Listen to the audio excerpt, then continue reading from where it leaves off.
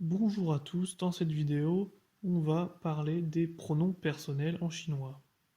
Alors, commençons avec je, qui se prononce wo, tu, qui se prononce ni, troisième ton aussi. Maintenant, on va passer à il, elle, on. Il se dit ta, premier ton.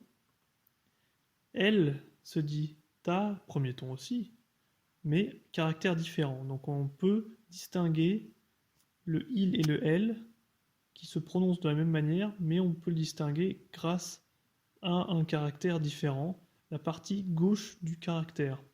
Et on a aussi un troisième ta qui signifie on, et on a un autre caractère qui va être important, le caractère men.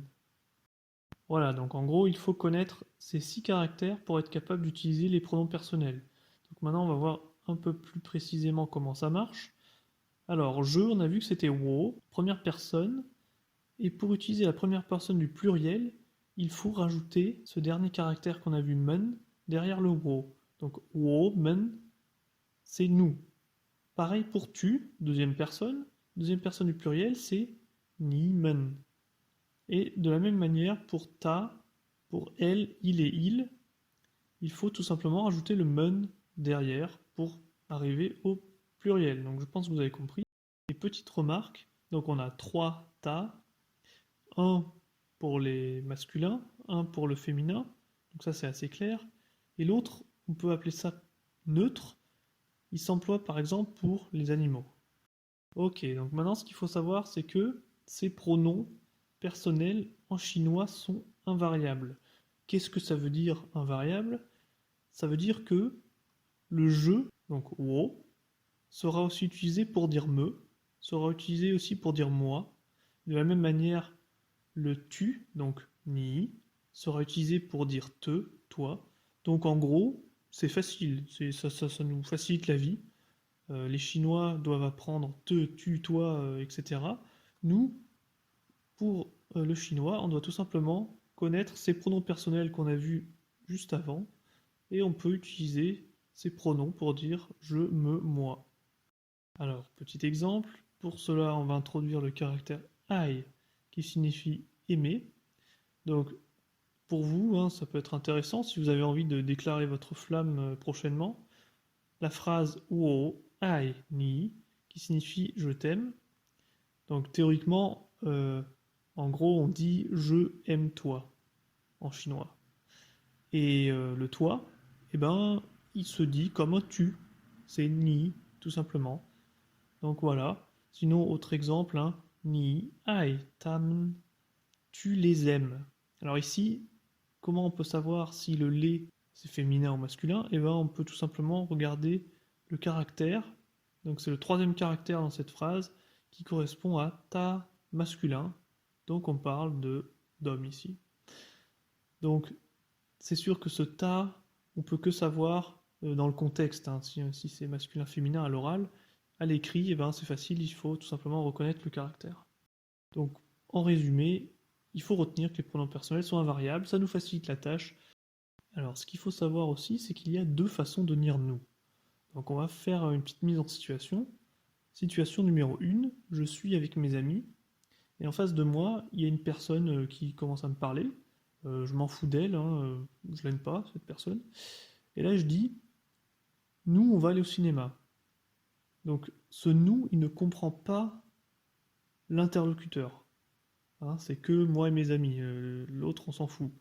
Donc ça, c'est un type de nous. Et le deuxième type, donc situation numéro 2, je suis avec 3 amis. Et là, je parle à un autre. Et du coup, j'ai envie qu'il vienne avec nous au cinéma. Voilà, à 4. Donc je fais allons-y, nous allons au cinéma. Et je l'inclus. J'inclus l'interlocuteur. Il est dans ce nous, quoi. Ça, c'est la deuxième situation. Bon, j'espère que vous avez compris. La façon numéro 1 de dire nous comprend l'interlocuteur. La façon numéro 2 ne comprend pas forcément l'interlocuteur. Donc pour ça, on va introduire le caractère zan, donc qui fonctionne comme wo. Donc il faut utiliser zanmen. Donc on a le nous numéro 1, woman, Et le nous numéro 2, zanmen. Donc, woman zole, zo, on a un nouveau caractère à prendre, qui signifie partir. Donc, woman zole, qui signifie on se casse, enfin on s'en va, on se barre. Ici, l'interlocuteur ne se barre pas forcément avec nous, hein, il n'est pas forcément inclus. Alors que dans zanmenzou, qui signifie on se barre aussi, on s'en va, on se tire, on se fait la malle, et bien ici, l'interlocuteur, il est compris dedans. Donc là, tout le monde se barre. Voilà la différence. Bon, le caractère le, on va pas en parler pour le moment. Pourquoi il est là? Ignorez ça. Et un autre point important, c'est la politesse. Pour ça, on va parler du caractère nin, qui va tout simplement remplacer le mot ni, enfin, le caractère ni. Donc, pour être poli, on va utiliser le mot hao. Pour donner un exemple, hein, vous connaissez tous le ni hao. Et bien, pour être poli, on peut utiliser nin hao, qui signifie donc bonjour de manière polie. Alors, important, ce nin ne s'emploie que pour remplacer ni.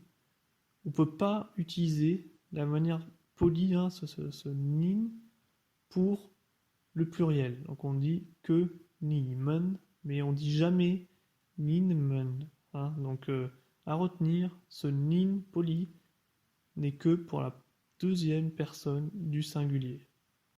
Voilà, donc pour résumer, on a appris 11 caractères ici.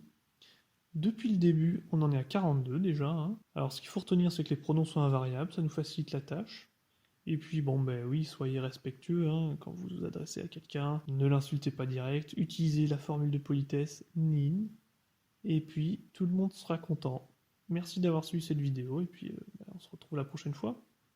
Avec, cette fois-ci, ce sera le petit test pour voir si on se rappelle les 42 caractères qu'on a vus jusqu'ici.